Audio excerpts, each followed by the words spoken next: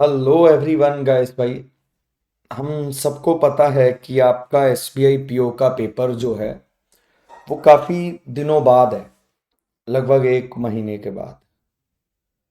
और हम लोग शुरू करने वाले हैं आज लगातार जितने भी सेशन डेली बेस पे तब तक हो पाएंगे master series SBI PO prelims के लिए, ताकि 30 से 35 नंबर आपके इजीली आ पाए। इस मास्टर सीरीज की डेली क्लास जो होगी, कभी इसमें पीवाई क्यूज, कभी न्यू पैटर्न्स, कभी पीवाई क्यूज, कभी न्यू पैटर्न्स, कभी मिक्स, आपको इस तरीके से मिलते रहेंगे सर। कभी आधे घंटे की क्लास, कभी 1 घंटे की क्लास, कभी आधे घंटे की क्लास, कभी 2 घंटे की क्लास। इस तरीके से आपको डेली इसमें टॉपिक मिलता रहेगा। तो चलिए, ये मेरी डिटेल्स हैं और हम शुरू करेंगे। ये जो लास्ट ईयर 5 जनवरी को पेपर हुआ था उसके ऊपर बेस्ड है। रॉन्ग वन आउट है। और एक चीज क्लियर पता लग रही है कि गैप चेक कर लीजिए, क्योंकि ऐड हो रहा है।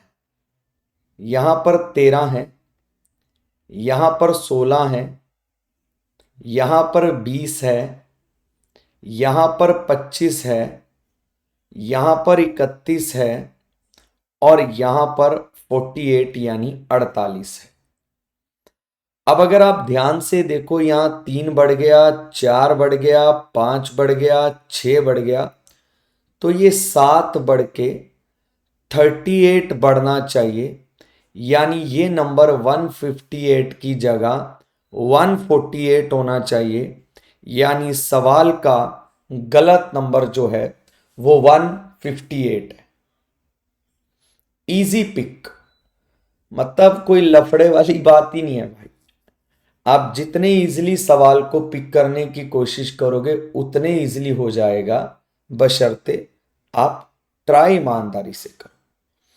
हम लोग गलती यही करते हैं, कई बार ईमानदारी से करने की कोशिश नहीं करते हैं, फिर सवाल होता नहीं है तो हमें लगता है मुश्किल है या मेरे बस का नहीं है। ऐसा नहीं है। कॉन्सेप्ट क्लियरिटी रखिए, सवाल कभी नहीं रुकेगा।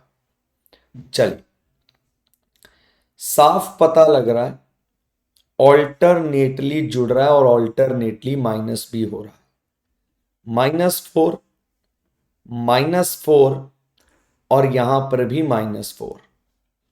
यहां +4, तो यहां पर भी +4 बनता है। यानी 134 गलत नंबर हो गया। यहां पर आना बनता है 136। अब मन में सवाल आएगा कि सर आपने एकदम कैसे पिक कर लिया। भाई, पूरी सीरीज को जब भी गौर से देखोगे, हर बार चांसेस हैं कि आपका रिजल्ट आएगा। हम लोग अक्सर गलती क्या करते हैं, बस सीरीज के 2 नंबर्स को देखते हैं और हमें लगने लगता है कि रिजल्ट क्यों नहीं आया। ऐसा नहीं होता सर। पूरी सीरीज पे जब जब आप ध्यान दोगे ना, तब तक आपका रिजल्ट बेहतर आएगा। तो हमेशा कोशिश करनी है कि पूरी सीरीज पे ध्यान रहे, रिजल्ट बेहतर कंफर्म आएगा सर। ठीक है। अब जैसे इसको देखकर साफ डिवाइड दिख रहा है। अगर पहले 3 नंबर को देखो ना, तब भी लॉजिक पता लग रहा है। डिवाइड कह रहा हूं, मल्टीप्लाई दिख रहा है। ×1 + 1 ×2 +2 देखो। पहले 3 नंबर को देखो, तब भी लॉजिक आवाज मार के बता रहा है कि भाई मैं चल रहा हूं लॉजिक। तो तुम अगर ध्यान से लगाओ तो बस देखते रहो सर। 1 से गुणा 1 ऐड, 2 से गुणा 2 ऐड, 3 से गुणा 3 ऐड, 4 से गुणा 4 ऐड। तो यहां 5 से गुणा करके बस ये 5 ऐड करना भूल गए, यानी 920 आपके सवाल का रॉन्ग नंबर हो गया। अब देखिए, सीरीज को, भाई सीरीज में ऐड हो रहा है या सीरीज में डिवाइड हो रहा है या सीरीज में माइनस हो रहा है या सीरीज में मल्टीप्लाई हो रहा है, ये चीज नोटिस करना तो सर हमारा काम है। ये कोई नहीं हमारे लिए नोटिस कर पाएगा कि भाई भाई पेपर में गए, इतनी प्रैक्टिस तो होनी चाहिए या होती है इंसान को कि देखते ही पता लग जाता है क्या हो रहा है।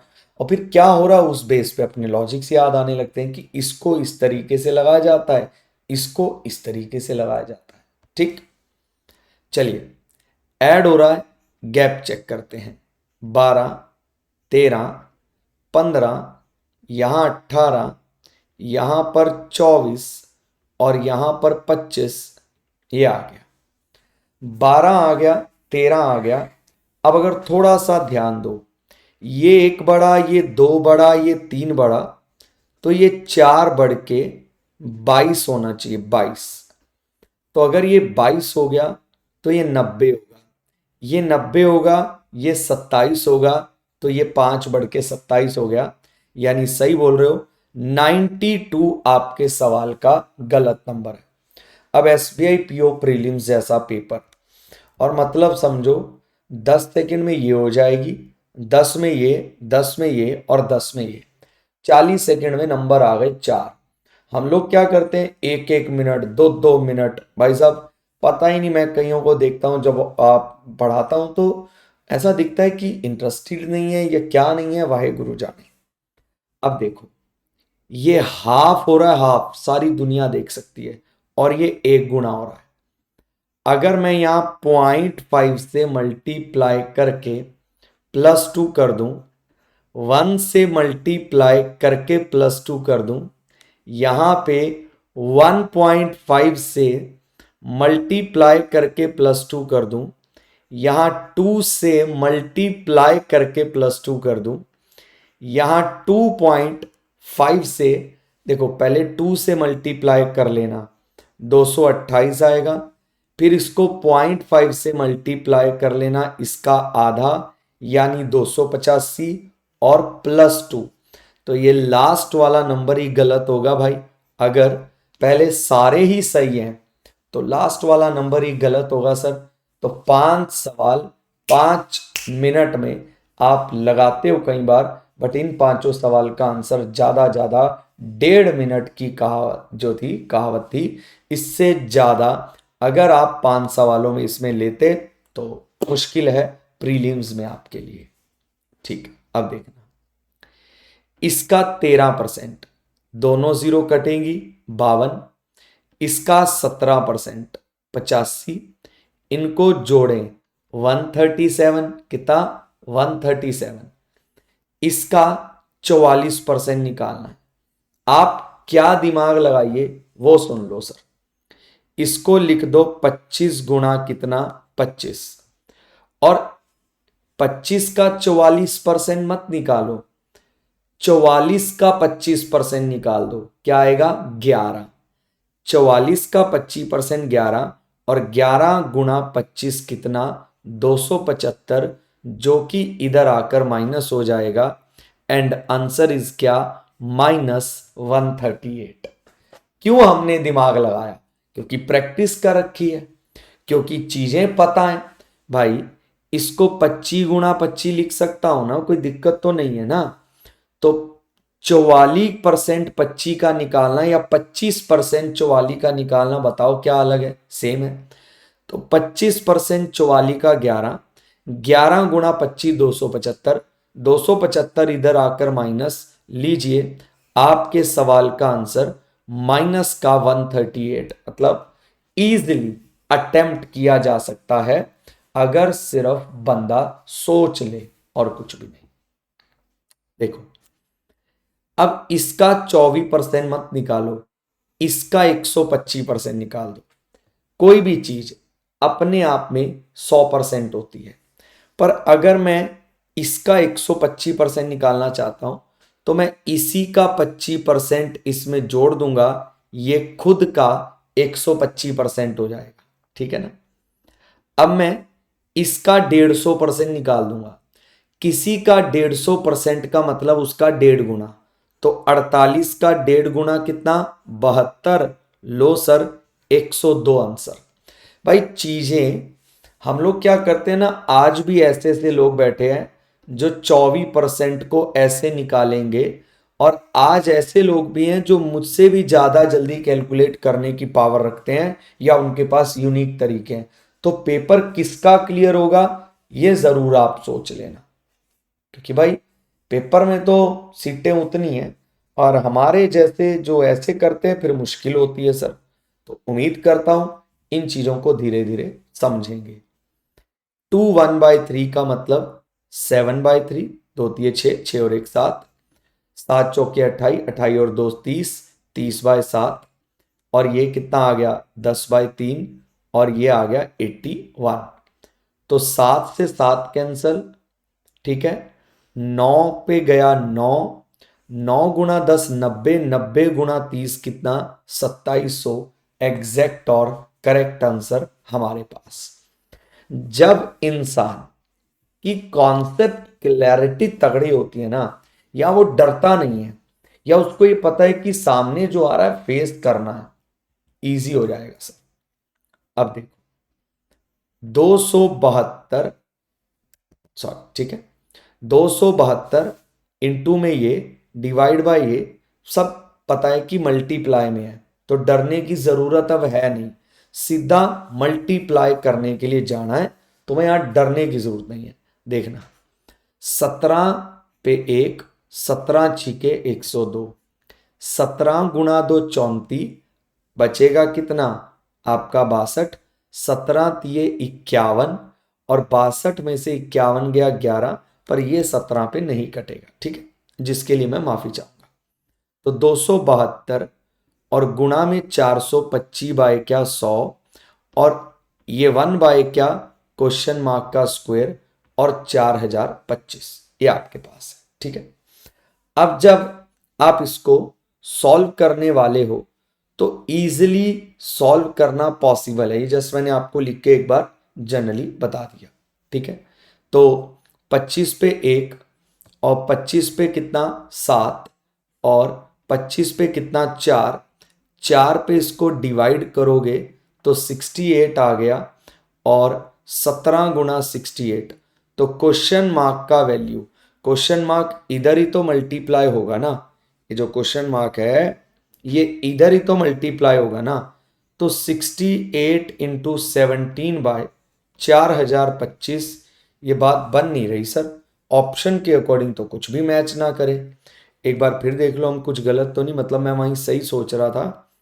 तो 272 गुणा 425 बाय 100, ये 1 बाय क्वेश्चन मार्क का स्क्वायर, और इक्वल टू 4025, तो 25 चौके 100, 25 पे 1, बचेगा 17, 25 पे 7, ठीक है, 4 पे डिवाइड किया 68, नहीं सर इसमें से तो कोई आंसर ना बचे, बिल्कुल भी ना बचे, तो वही इसीलिए पहली बार में मैं वो देख रहा था।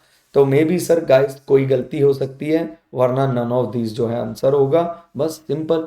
वैसे कोई गलती होने के चांसेस मुझे ज्यादा लग रहे हैं, ठीक है। चलिए अब गाइस भाई 3/4 का क्यूब, तो 3 का क्यूब 27, और 4 का क्यूब कितना 64, 2 की पावर 4 16, 3 की पावर 4 81, 1 बाय क्वेश्चन मार्क, और बराबर में 1 बाय 624, तो 16 से गया 4, 27 से गया 3, 3 चौके 12, 12 पंजे 60, 12 दूनी 24, 52 आंसर।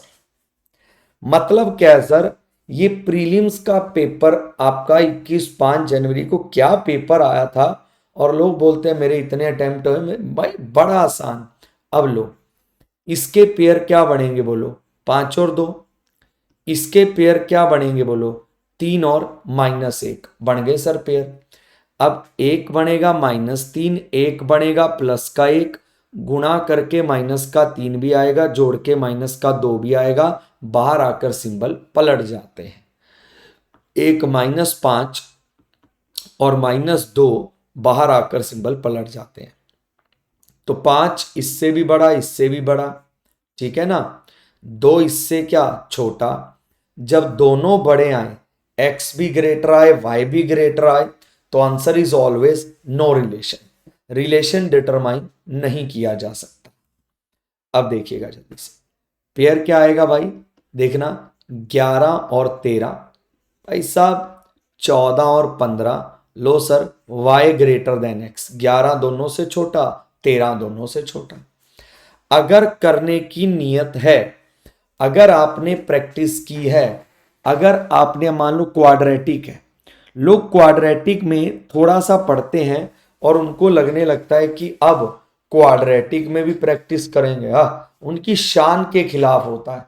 बट ऐसा नहीं होता सर, हर चीज की जितनी प्रैक्टिस करते हैं वो उतना ज्यादा रिटर्न में देती भी है सर।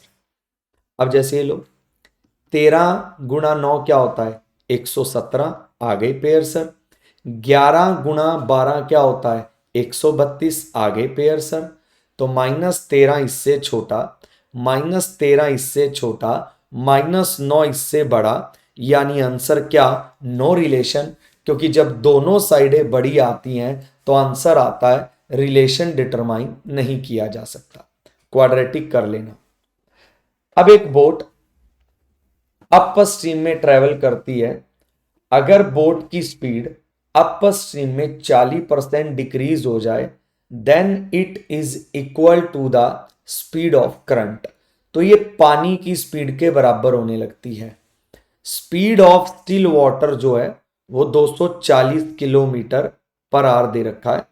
तो speed of boat still water का मतलब है सिर्फ बोट की स्पीड।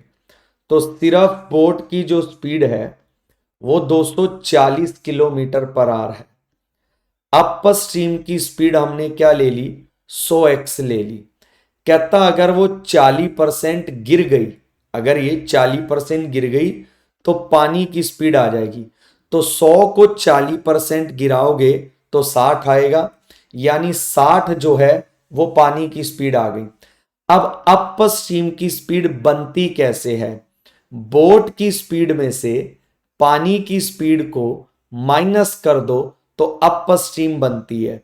बोट की स्पीड अगर 100 है, सॉरी अप स्ट्रीम की स्पीड 100 है, बोट की 240 है, पानी की 60 है, तो आ गया 160 बराबर 240, x बराबर 1.5।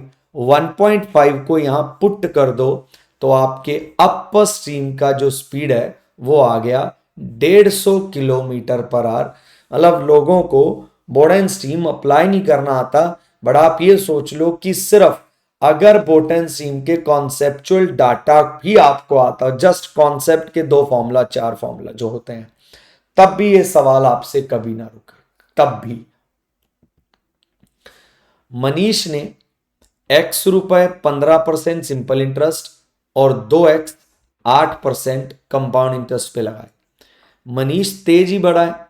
मनीष ने x को 100y ले लिया, तो 100y लगाए गए 15% सिंपल इंटरेस्ट पे और 2x का वैल्यू 200y लगाए गए 15% कंपाउंड इंटरेस्ट पे 2 साल के लिए, और दोनों के ब्याज का अंतर 820 रुपए है। बेटा 100 पे 15% लगाओगे तो बच्चे ब्याज क्या आ गया, 15y सालाना। तो 2 साल का जो ब्याज है वो कितना आ गया बेटा, 30y, क्योंकि सिंपल इंटरेस्ट हर साल का सेम होता है, तो आपका 30y आ गया। अब पहले साल का रेट 8% कंपाउंड में, अगले साल भी 8, और 8 का 8% क्या होता है बेटा, 8 का 8% जो है 0.64%, यानी 2 साल का कंपाउंड इंटरेस्ट जो है वो 16.64% होगा। पहले साल का 8, अगले साल का भी 8, बट आपको पता है कंपाउंड इंटरेस्ट में ब्याज पे भी ब्याज मिलती है, मतलब 8 भी मिलेगा, 8 भी मिलेगा, बट इस साल इस 8 का भी 8 आपको मिलेगा। ये 2 साल का कंपाउंड इंटरेस्ट आ गया। किस पे मिलेगा, 200 पे। तो 200 का 16.64% निकाल दो, 33.28y आ गया। कितना आ गया, 33.28y। बेटा 100y को 15% पे लगाया तो सालाना ब्याज 15y, तो 2 साल की 30y। इस पे 8% पे 200y को लगाया तो बेटा 8%, 8%, 8 का 8 64, मतलब 16.64% किसका, 200y का। तो जब आप इसको अप्लाई कर लोगे आएगा, और दोनों ब्याज का अंतर ये दे रखा है, तो 3 28y का वैल्यू आपको दे रखा है। आपको x का वैल्यू निकालना है, यानी 100y का वैल्यू निकालना है, 100y का। तो 820 बाय 3.28, तो उसकी दोनों जीरो में ऊपर ले गया और 100y के लिए 100 से गुणा आप कर सकते हो। तो 4 पे आप इसको डिवाइड करो, तो 4 पे 82 आ गया, 4 पे 25 आ गया, 82 पे कट जाएगा ये 1000 पे, और 1000 गुणा 25, 25,000 रुपए आपके किसकी, x की वैल्यू आ गई और आपका सवाल डनाडन सॉल्व। राजधानी एक्सप्रेस 400 मीटर की है, वेदांता x मीटर ज्यादा है राजधानी से, दोनों की स्पीड इक्वल है और 16 सेकंड और 24 सेकंड में वो पार करती हैं किसको बेटा, पोल को। राजधानी की लेंथ आपको पता है 400 मीटर, ठीक है, राजधानी की लेंथ आपको पता है 400 मीटर। राजधानी 16 सेकंड में पोल को पार करती है, तो राजधानी की स्पीड आ गई 24 मीटर पर सेकंड, ठीक है ना, 24 मीटर पर सेकंड। क्लियर हो गई बात, 24 मीटर पर सेकंड, 24 नहीं, 24 कहां से, 25 मीटर पर सेकंड, माफी चाहूंगा, 25 मीटर पर सेकंड। अब बच्चों दोनों की स्पीड इक्वल है, अगर इसकी 25 है तो उसकी भी, वेदांता की भी 25 है, तो वेदांता 24 सेकंड में पोल को पार करती है। तो बच्चे पोल की लंबाई तो 0 होती है, मतलब वेदांता की लंबाई आई होगी सिर्फ, तो वेदांता ने 25 की स्पीड पे 24 सेकंड में खुद को पार किया होगा, यानी वेदांता 600 मीटर की हो गई, वेदांता 600 मीटर की हो गई। तो कितनी देर में वेदांता 400 मीटर लंबे प्लेटफॉर्म को पार कर लेगी, तो 400 मीटर का प्लेटफॉर्म, 600 मीटर की खुद, टोटल 1000 मीटर पार करना है, और वेदांता की स्पीड क्या है, 25 मीटर पर सेकंड है।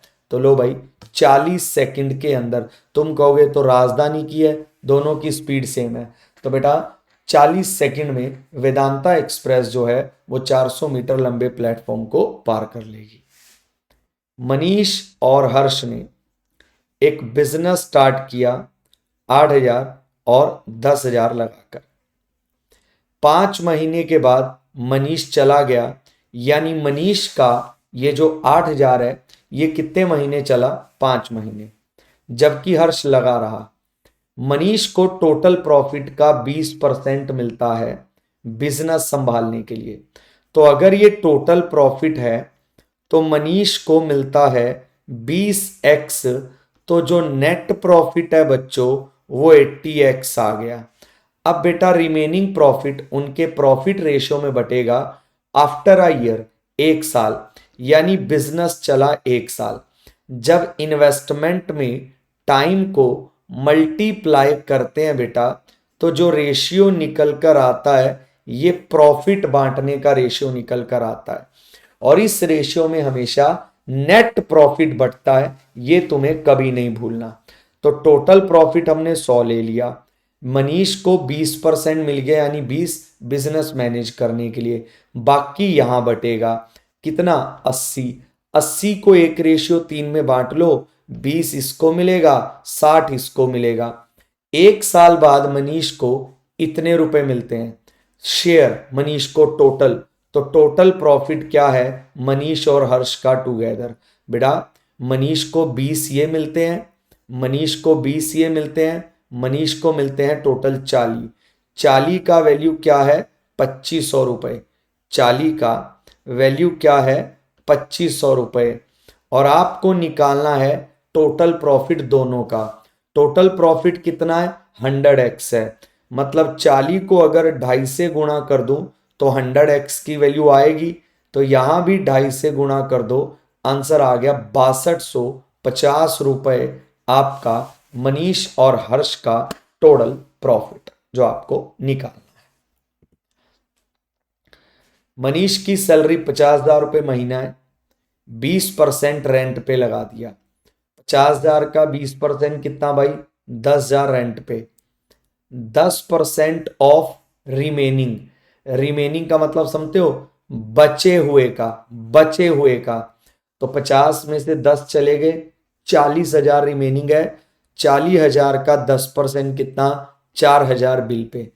20% ऑफ फर्दर रिमेनिंग, तो बेटा जो और उसके बाद रिमेनिंग बचा, तो 50 में से 10 गया 40, 40 का 10% यहां, अब 36,000 रिमेनिंग बचा, और 36,000 का 20% कितना, 7,200 रुपए। तो 36,000 में से 7,200 रुपए को माइनस कर दो, तो आपके पास जो है बेटा 36,000 में से 72,000 को माइनस कर देना है, आपके पास जो है बेटा वो बचेंगे 28,800 रुपए। मनीष ने बचे हुए पैसे में कुछ अपनी वाइफ को दे दिया और बाकी म्यूचुअल फंड में लगा दिया। वाइफ और म्यूचुअल फंड 5:4 में, तो 28,800 को 5:4 में बांट लो। 9 का वैल्यू दे रखा है, 1 का वैल्यू 3200 आ गया, 5 गुणा 3200 16,000, 4 गुणा 3200 12,800। तो सवाल है रेंट पे जो पैसा लगाया गया वो कितना कम ज्यादा है म्यूचुअल फंड से, तो 10,000 12,800 से 2,800 कम है, यानी रेंट पे लगाया गया पैसा म्यूचुअल फंड पे लगाए गए पैसे से 2,800 कम है। ठीक है, तो आई होप सवाल पूरा समझ आया हो, पूरी क्लास समझ आई हो। तो बच्चे याद रखें, तैयारी जम के करनी है। ऐसी 40 से 30 क्लासेस का तो मैं भरोसा दिलाता हूं, मैं आपको दूंगा, जिससे आप अपने प्रीलिम्स के नंबर अच्छे कर पाएंगे। बट ये भी उम्मीद करूंगा कि आप अपनी तरफ से भी मेहनत करिए, क्योंकि बड़ा ज़्यादा ज़रूरी है एक कैंडिडेट के लिए अपनी तरफ से मेहनत करना। किसी के दम पे हर बार कुछ नहीं हो सकता। जब तक आप एफर्ट लगा के आगे नहीं बढ़ेंगे तब तक पेपर नहीं क्लियर होगा। सो ये मेरी मतलब मुझे अच्छा लगेगा अगर आप बढ़िया से पढ़ के अपने आप को एक नंबर आगे लेके जाते हैं, एक स्टेप आगे लेके जाते हैं, तो ज़रूर पढ़िए और पूरे मेहनत से अपने सवालों को लगाइए और यूं ही हमारे साथ बने रहिए। धन्यवाद। मैं चाहूँगा इजाज़त। नमस्कार।